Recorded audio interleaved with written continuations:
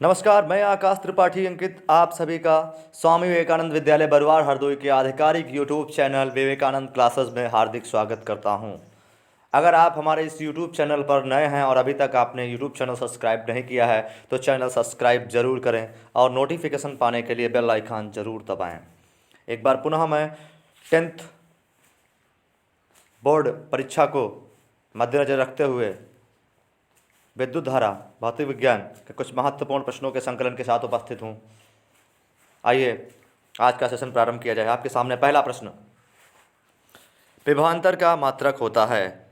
पहला ऑप्शन है यहाँ पर वाट, दूसरा ऑप्शन है एम्पियर, तीसरा ऑप्शन है वोल्ट और चौथा ऑप्शन है ओम।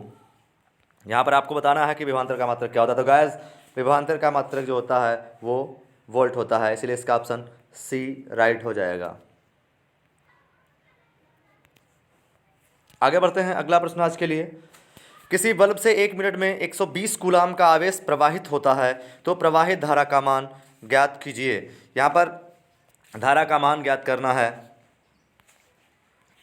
तो जो धारा ज्ञात करने का इसका जो सूत्र होता है वो होता है Q equal to I T. यहाँ पर Q जो है वो 120 दिया है, I पूछ रहा है, T दिया है 1 मिनट जो कि सेकंड में मापा जाता है, इसलिए 60 हो जाएगा। आपको I चाहिए, भाग हो जाएगा 6 कम 6 6 दूने 12, 2 एम्पियर आएगा इसका, इसलिए इसका ऑप्शन बी राइट हो जाएगा।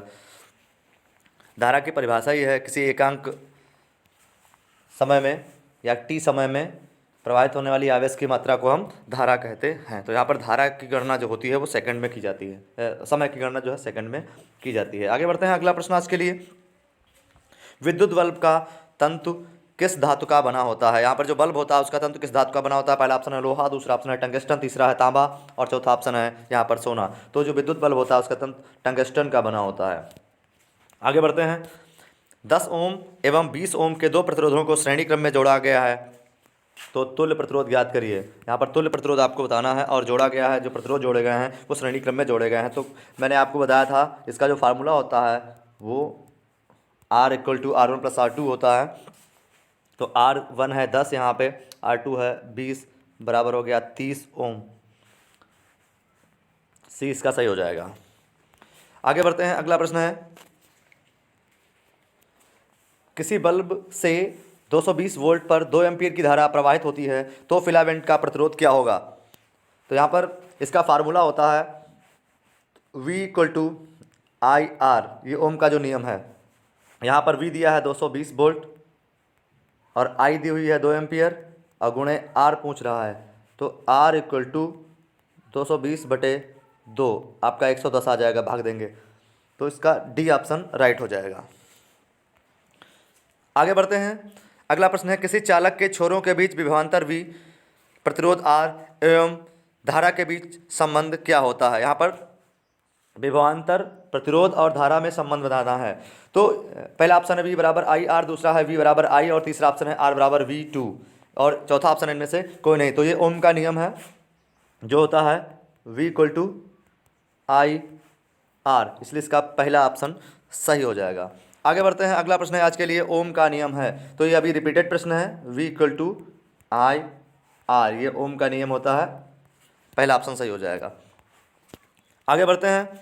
हमारे घरों में जो विद्युत आपूर्ति की जाती है वह होती है, आपको बताना है कि कैसी होती है। 220 वोल्ट पर दिष्ट धारा, डीसी करंट, बिल्कुल गलत ये है क्योंकि जो बैटरी के द्वारा प्राप्त करंट होता है वो डीसी करंट होता है। 12 वोल्ट डिस्क धारा, ये भी बैटरी के वाला करंट है।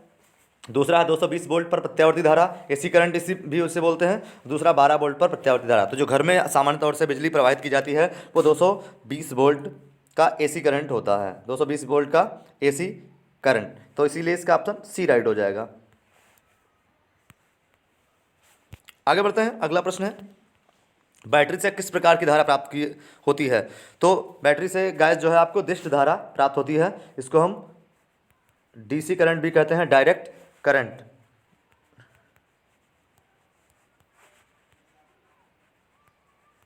आपको ध्यान रखना, जो बैटरी है उससे डायरेक्ट करंट या डीसी करंट दिष्ट धारा प्राप्त होता है, इसे अप्रत्यावर्ती धारा भी कहते हैं।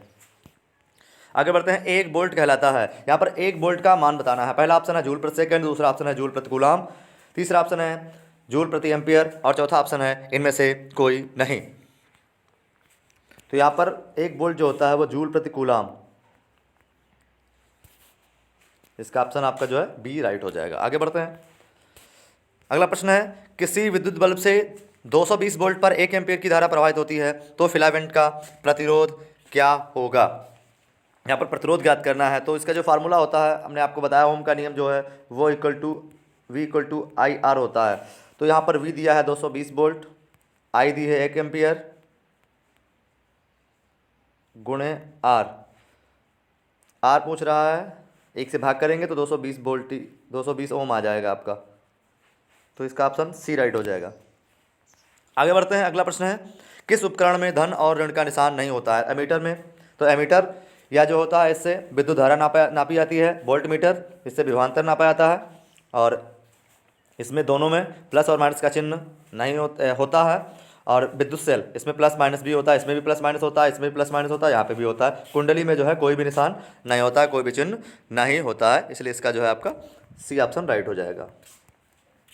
कुंडली में कोई भी प्लस माइनस का निशान नहीं होता। आगे बढ़ते हैं, अगला प्रश्न है, विद्युत परिपथ में दो बिंदुओं के बीच विभवांतर नापने के लिए किस यंत्र का प्रयोग किया जाता है। तो विभवांतर किस यंत्र से नापा जाता है। तो गाइस विभवांतर नापने के लिए वोल्ट मीटर का प्रयोग किया जाता है। अगला प्रश्न है, 1, 2 और 3 ओम के प्रतिरोधों को श्रेणी क्रम में 12 वोल्ट की बैटरी से जोड़ा जाए तो परिपथ में धारा का मान ज्ञात करिए। तो सूत्र इसका होता है V equal to I R, जो कि ओम का नियम है। तो यहाँ पे V दिया है 12 वोल्ट, I पूछ रहा है जो कि श्रेणी क्रम में जोड़े गए हैं, तो ये सारे जोड़ दिए जाएंगे। 2, 1, 3 और 3 6 आपका हो गया। तो 6 कम 6 6 दूनी 12, I बराबर 2 एम्पियर आपका आ जाएगा। आगे बढ़ेंगे, 1 वोल्ट कहलाता है। यहाँ पर 1 वोल्ट का मान बताना है आपको। पहला ऑप्शन है 1 जूल प्रति सेकंड, दूसरा ऑप्शन है 1 कूलाम 1 जूल प्रति कूलाम और तीसरा ऑप्शन है 1 जूल प्रति एम्पियर और चौथा है इनमें से कोई नहीं। तो जो 1 वोल्ट है वो 1 जूल प्रति कूलाम के बराबर होता है। यहाँ पर 1 जूल प्रति कूलाम। आगे बढ़ेंगे, अगला प्रश्न है, यहाँ पर विभवांतर नापने वाले यंत्र को क्या कहा जाता है। तो विभवांतर नापने के लिए जो है वोल्ट मीटर का प्रयोग किया जाता है। इसका ऑप्शन बी सही हो जाएगा। आगे बढ़ते हैं, अगला प्रश्न है, जब किसी चालक तार से विद्युत धारा प्रवाहित होती है तो गतिशील कण है। जब किसी चालक में आप विद्युत धारा प्रवाहित करते हैं तो कौन से कण गतिशील हो जाते हैं। पहला ऑप्शन है परमाणु, दूसरा आयन, तीसरा प्रोटॉन, चौथा इलेक्ट्रॉन। तो जो इलेक्ट्रॉन होते हैं वो गतिशील कण होते हैं। यहाँ पर इलेक्ट्रॉन, और इलेक्ट्रॉन पर जो होता है वो ऋण आवेश होता है, ये भी आपको याद रखना है। और कितना होता है तो -1.6 इंटू 10⁻⁻19 कूलाम कितना आवेश होता है एक इलेक्ट्रॉन पर, आपको ये भी याद रखना है। आगे बढ़ेंगे, किसी कुंडली का प्रतिरोध ज्ञात करने के लिए कौन सा सूत्र प्रयोग करते हैं। प्रतिरोध ज्ञात करने के लिए कौन सा सूत्र प्रयोग करते हैं। तो जो इसका फार्मूला तो ओम का नियम होता है वो V equal to R I होता है। आपको R चाहिए तो R equal to V upon I, यहाँ पे R equal to V upon I, C option इसका सही हो जाएगा। आगे बढ़ेंगे, अगला प्रश्न है, किसी चालक से 2 मिनट तक 1 एम्पीयर की धारा प्रवाहित होने पर आवेश का मान ज्ञात करिए। तो इसका जो फार्मूला होता है वो धारा बराबर आवेश बटा समय, I equal to Q upon T। तो जो T होता है वो सेकंड में यहाँ पर काउंट किया जाता है। तो धारा आपकी 1 एम्पीयर दी है तो धारा की जगह पे 1 रख देंगे, बराबर Q की जगह पे Q ही रहेगा, और T है 2 मिनट, तो 2 मिनट में हो गए आपके सेकंड 120। तो इसकी जब मल्टीप्लाई करेंगे तो 120 से कम 120 ही रहेगा, 120। और धारा का मात्रक एम्पियर होता है। क्या पूछ रहे हैं, आवेश पूछ रहा है। तो आवेश का मात्रक जो होता है वो कूलाम होता है। तो इसका ऑप्शन बी राइट हो जाएगा, 120 कूलाम। अंतिम प्रश्न आज के लिए, परिपथ में विद्युत धारा की माप की जाती है। विद्युत धारा किससे नापते हैं। तो आपको पता है कि धारा मापने के लिए एमीटर का प्रयोग किया जाता है। तो 10 मिनट में हम लोगों ने 20 प्रश्नों का अध्ययन किया। अब आगे जो भी वीडियोस होंगे उसमें हम लोग फास्ट ट्रैक रिवीजन ही करेंगे, क्योंकि एग्जाम सर पे आ बैठे हैं।